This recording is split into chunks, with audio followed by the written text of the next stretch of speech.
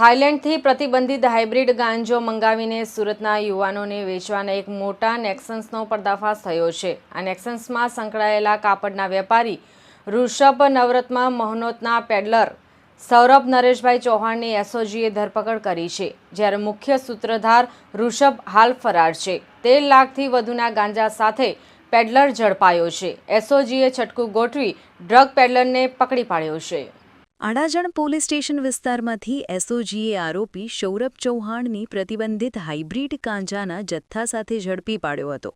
એસઓજીની ટીમે બાતમીના આધારે અડાજણ હની પાર્ક રોડ પર આવેલા સાઈરામ રો હાઉસના ગેટ પાસે છટકું ગોઠવ્યું હતું। અહીંથી આરોપી સૌરભ નરેશભાઈ ચૌહાણને પકડી પાડવામાં આવ્યો હતો।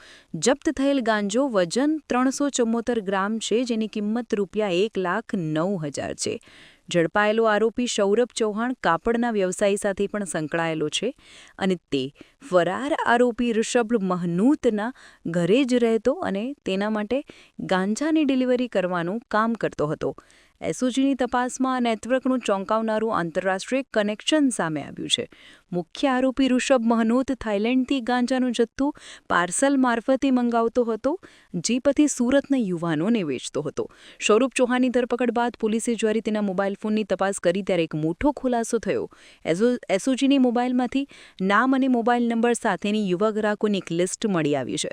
પોલીસ ઇન્સ્પેક્ટર અતુલ સોનારાએ આ મામલે વિગત આપતા જણાવ્યું કે આરોપીના મોબાઈલમાં મળેલી લિસ્ટ પરથી જાણવા મળ્યું છે કે આ લોકો ખાસ કરીને શાળા અને કોલેજના ટીનેજર્સને ટાર્ગેટ કરીને ગાંજો વેચતા હતા। મોબાઈલમાં વીપીએન નંબર પણ મળી આવ્યા છે, જેના આધારે પુષ્ટિ થઈ છે કે આ ગાંજો તેઓ થાઇલેન્ડથી મંગાવતા હતા। હાલમાં પોલીસે આ લિસ્ટના આધારે તપાસ શરૂ કરી દીધી છે કે આ આરોપીઓ કઈ રીતે યુવાઓને ટાર્ગેટ કરી રહ્યા હતા। એસઓજીની આ તપાસમાં થાઇલેન્ડથી ચાલતા આ હાઇબ્રિડ ગાંજાના નેટવર્કમાં વધુ મોટા ખુલાસા થવાની શક્યતા છે। પોલીસે આ મામલે સૌરભ ચૌહાણ અને તેને ગાંજાનો જથ્થો મંગાવનાર આગમ ઉત્તમ પટેલ સાઈરામ રૂ હાઉસમાં રહેતો જે ડિલિવરી સમયે ફરાર થઈ ગયો તે સહિત 2 શખ્સોની વોન્ટેડ જાહેર કર્યા છે। પોલીસ ઇન્સ્પેક્ટર સોનારાએ સુરત શહેરના વાલીઓને સાવધાન રહેવા માટે ખાસ અપીલ કરી છે। તેમણે જણાવ્યું કે ગાંજો એક એવો પદાર્થ છે જેની ગંધ કપડામાં લાંબા સમય સુધી રહે છે, તેથી વાલીઓએ પોતાના બાળકોના કપડા પર વિશેષ ધ્યાન આપવું જોઈએ। જો કોઈ પણ પ્રકારની ગાંજા જેવી ગંધ લાગે તો તાત્કાલિક સુરત પોલીસનો સંપર્ક કરવો। इन सूरत सिटी अभियानના અંતર્ગત માનનીય પોલીસ કમિશનર દ્વારા એક ડ્રાઈવ ચલાવવામાં આવે છે, જેના અનુસંધાને એસઓજી દ્વારા એક રેડ કરવામાં આવી હતી।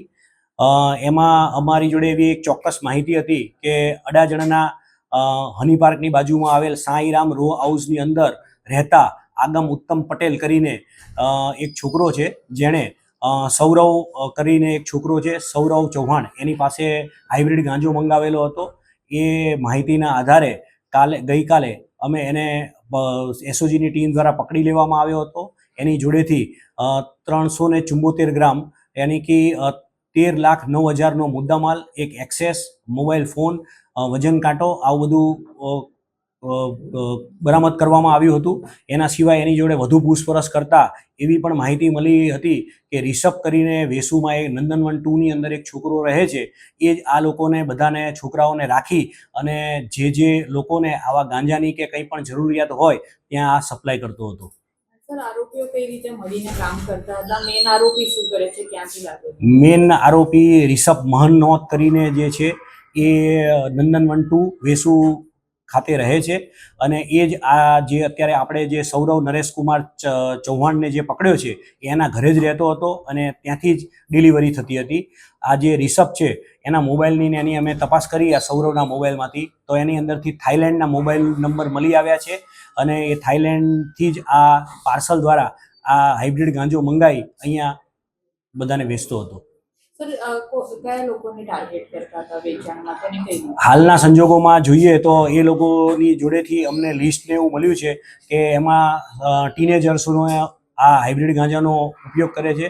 અમારા સુરત શહેર અને માનનીય પોલીસ કમિશનર સાહેબ દ્વારા પણ એક દરેક પેરેન્ટ્સને, વાલીને નમ્ર અરજ છે કે તમારા છોકરા રાતે ક્યાં જાય છે એનું પૂરેપૂરું ધ્યાન રાખો અને આ હાઇબ્રિડ ગાંજો જે છોકરાઓ કે છોકરીઓ કન્ઝ્યુમ કરે છે એમના કપડાની અંદર આ ગાંજાની વાસ બેસી જતી હોય છે, તો જ્યારે સવારમાં આ કપડાને ધોવા મૂકો ત્યારે તમે એટલીસ્ટ ખાલી એ કપડાને ચેક પણ કરો.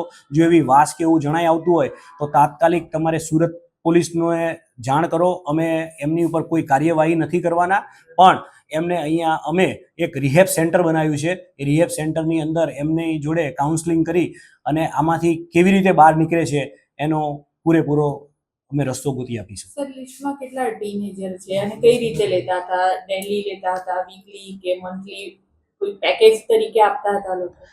આ લોકોના જે નંબર અને એ છે એની અત્યારે હાલ અમે તપાસ કરીએ છીએ.